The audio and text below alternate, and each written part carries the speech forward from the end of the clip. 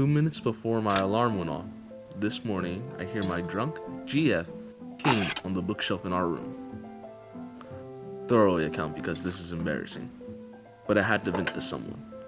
I'm so effing annoyed. She made a deal the other day she was going to quit drinking for a while, since she's a sort of all or nothing girl. If she knows she's going back to be taking a break, she tends to go ham and get S-face, so it makes her want to stop. I don't relate to this mentality at all, so it's been hard to deal with. We've been together, coming up on 12 years together, and she didn't start drinking heavily until maybe 3 or 4 years ago. Definitely has an addictive personality though, but has never gotten this bad. About a year ago, I noticed she could drink a 12-pack of 16 ounces of beers at night, and eventually I got on her about it. I told her on numerous occasions she's ruining her body, is taking a toll on us. She agrees and knows there's a problem, but just hasn't been able to stop. Well, last night, definitely 12 beers and a good amount of whiskey. I seen her drunk, but not pissed drunk. I went off on her, and she kept laughing and could barely get back into bed. She hears my alarm clock going off at 4:50 a.m. to go to work, and she's drunk as F. I was annoyed and I just left so she can clean everything up herself. Rant over. Gross. Very, very gross. I mean, what at that point, what do you do? Dang. I think extremists will say to break up, but we'll leave it there. Maybe you go to AA? The next story. Okay. Am I the a-hole for telling my friend that he deserves to have his girlfriend cheat on him, and then he gets his A beat by his affair partner? Whoa. My friend Mark, M18, has recently been having a lot of relationship trouble with his girlfriend, Leah, F18. They got together back in February of this year when we were still in high school, and their relationship has become a train wreck. Mark was, and still is, head over heels for Leah. He has told me and my other friends that she is definitely the one, and he is eventually planning on marrying and settling down. This seems to be both premature and immature to me, but it's besides the point. Leah, on the other hand, is a nightmare. She cheated on Mark several times now, and every time she does, she gives Mark some lame story about him not being supportive enough, or that she's made a mistake, or she wanted to see him get jealous for her sake. He gobbles it up every time. According to Mark, Leah largely acts like this because her father was very abusive towards her, and her mother. Sorry, I'm just reacting. I'm sorry. That's crazy. Okay. Yeah. And therefore she carries a lot of trauma with her. Mark consistently reiterates that he wants to help her work past that, but things haven't really been going his way. Since September, Leah has been seeing this other guy, Derek, M22, and she's 100% infatuated with him. I only know this based on what my other friends and Mark have been telling me, because I was in another state for college. Mark has been arguing a lot with Leah and Derek, and she is threatened to leave Mark if he doesn't just simply accept her for who she is. He did. Not only that, he and Leah have entered in what they call a semi-open relationship. This means, according to Mark, Leah is allowed to see Derek as much as she wants, but Mark isn't allowed to see anyone else. That's crazy. This is because Leah feared Mark would become emotionally invested in them and leave her. Mark begrudgingly agreed to this and has been seething for months about it. Since about November, Leah's been seeing Derek more than she does Mark. While Mark doesn't admit to it, our other friends have told me that she is essentially in a full-time relationship with Derek and only comes to Mark for money and emotional support. Wow. Fast forward to this week, and I'm back home for the break. Mark started texting me on Saturday saying that he hated Derek for trying to steal his girl, and wanted to be his A for that night. He said that he wanted to come along since all of our friends couldn't. They made up an excuse not to go. They have told me this, but Mark doesn't know. Since I got back home the day before, I was still exhausted, so I point blank refused Mark's request. I told him that Leah was a lost cause and I wasn't going to fight for someone I'd never seen for her. I wasn't going to fight some people. Mark started begging me, saying that Leah is in love with the love of his life, and he needs my help. I refused again. Then he says he'll go on his own, but I told him that he probably shouldn't.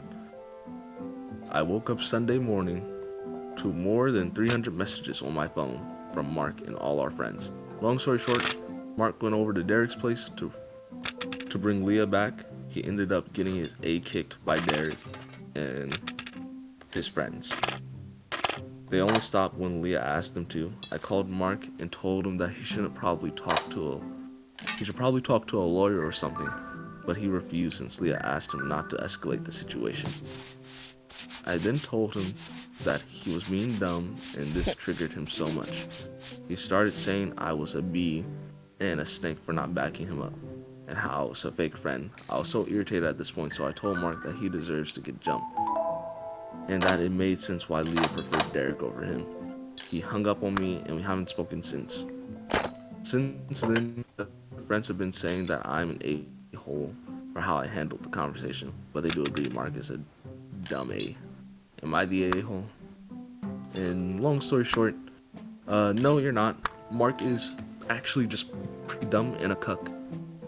Bro needs to get a backbone, learn how to leave. Yeah.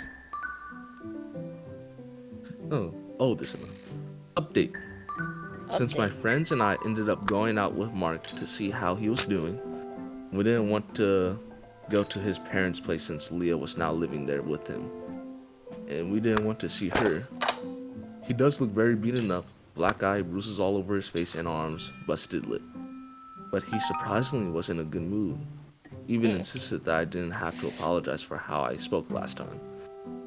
He told us that Derek ended up dumping Leah a few days ago after a fight.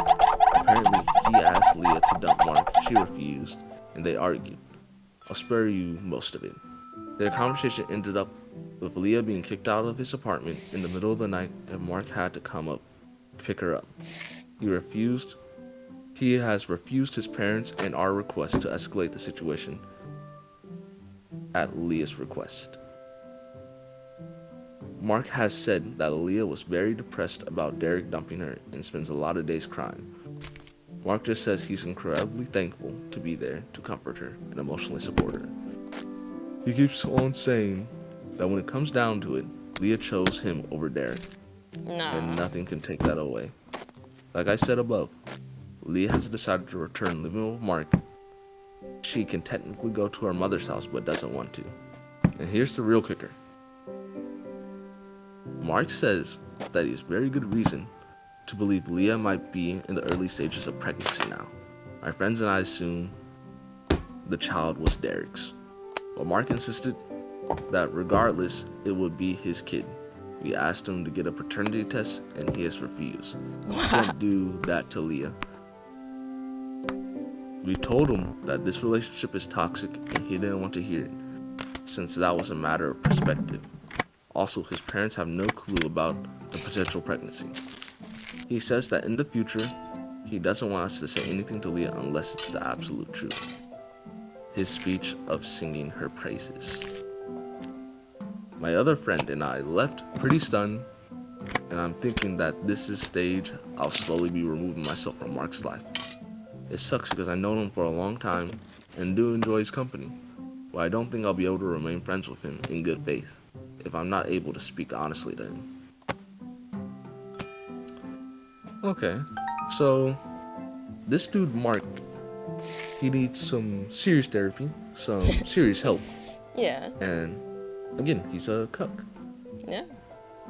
Yeah. Somebody needs to alert the authorities. Yeah. He's gonna. Yeah. Yeah. No, You mean a lot here's of a mental real good trouble. one. A Here's a real real good good one. one. Am I the a-hole for kidnapping my niece? Maybe. My 32F sister, Sue, and 39F. Oh, me, 32F, sister, Sue, 39F, and her husband Dan, 44M, have two kids, Lily, 11F, and Amy, 16F. Recently, Dan's mom broke her leg. She lived alone, so Dan and Sue took her in. She got Amy's bedroom. Amy moved in with Lily late on the 25th. Amy showed up at my apartment, begging me to let her stay. She said it's too much. She has zero privacy, Lily's consistently going through her things, takes clothes without asking, breaks stuff, and is loud that Amy can't do anything. When Amy complains, her parents just tell her to be patient. The final straw was when Lily found a present with a note for Amy from a guy in her class.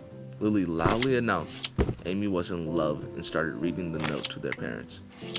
No one knew about him yet, and the note was obviously personal, nothing inappropriate. So Amy tried to take it from her. The result was her sister startling and Dan yelling at Amy to let go of her. Amy grabbed the note and ran out of the house straight to me. I lived close by. I was at a loss. I said I'd talk to her parents for her, and Sue called to let her know Amy was safe and to get her side. Sue asked to come over, but Amy didn't want to see anyone, so Sue said to her sorry and that she could stay the night. The day after we agreed, Sue would come along to talk to Amy. 20 minutes later, she shows up with Dan and Lily. Lily apologized to Amy through tears, asking her not to hate her. Amy accepted, but looked uncomfortable. Then Dan told Amy to apologize for grabbing Lily, but she refused. Dan said she had to for them to get along, but Amy said she still didn't want to go home. After the screaming started, Dan called Amy a spoiled brat. He never had his own room. Amy said if she can't stay here, she'll go to her friends and stop talking to all of us. Lily kept crying, and Sue just ignored everything until Dan declared that he needed to go home to his mom and tried to push Amy out the door. Sue broke them apart and said Dan should take Lily home. She handled it. She told Amy she'd make Lily act nicer and asked if they changed anything. Amy said so. Sue said okay. She can stay. No clue what she told Dan, but it didn't work because he kept calling and texting. He says I'm basically kidnapping Amy and enabling her emotional blackmail, quote unquote. That I'm teaching her if she runs and she'll go whatever she wants. That it's not a big deal to share, and Lily apologized and feels terrible. That Amy is disrespecting his injured mom by not letting her have her room. That I'm interfering with privacy. Huh? That's crazy. It's like they're intergoing between two stories. I don't know what's happening anymore. I'm confused. I'm gonna be real. I'm so confused with this puzzle. All I heard was Amy, Amy, room, Amy. Okay. Fair enough. I'm Keep hoping going though. our 13 consistent viewers just get past this part. Yeah. Yeah. Yeah. Okay. Don't worry. We'll get better as we keep going. Well, I guess I'll get better. What? We'll keep getting better. Yeah. Thank you, audience. Yeah. Yeah. I'll get better at the reading. She'll get better at the gameplay. Yeah. Yeah. Yeah. Okay. Okay.